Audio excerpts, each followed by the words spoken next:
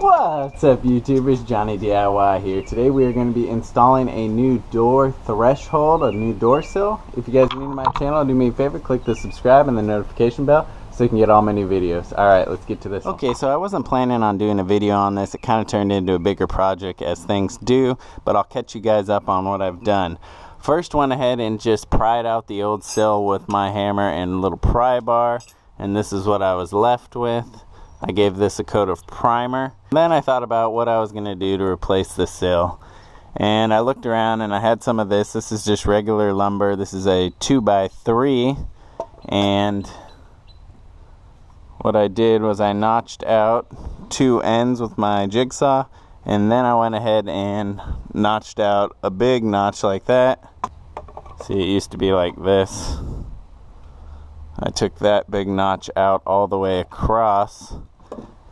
Now, you could use pressure treated wood if you're really worried about insects or if it's exposed to a lot of weather. I'm under an overhang here, so I'm not too worried about that. You could also use a hardwood like white oak. But I took my time cutting and measuring, and it just slides in on each side and fits like so.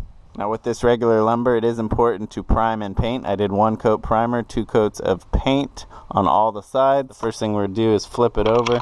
Then we're going to take some of this construction adhesive. I like this brand, Loctite PL Premium. We're just going to run a nice heavy bead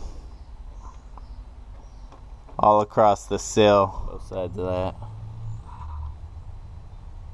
Now I can carefully slide this into place. Then I'm going to shoot some brad nails in to hold it on the top.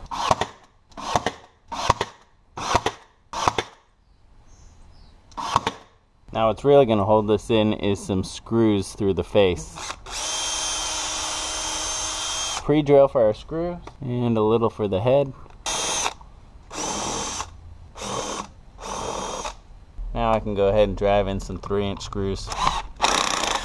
That'll really suck it in.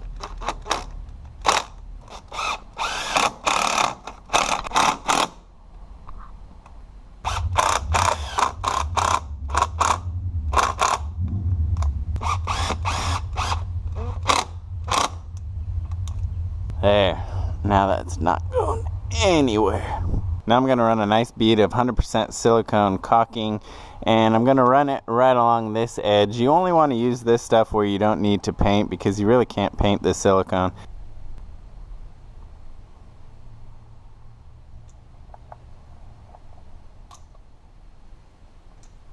I'm also going to run a nice bead of it underneath so the water doesn't drip back underneath and suck into the bottom plate. And then any spots we want to paint over, we're just going to use regular painter's caulk, like these screw and nail holes. And then we can give it a final coat of touch-up paint. And that is it, guys. Hopefully you found this video helpful, and if you did, please give it a thumbs up. And if you're new to my channel, subscribe and click the notification bell. Thanks for watching Johnny DIY, guys. Keep on doing it yourself. Take care.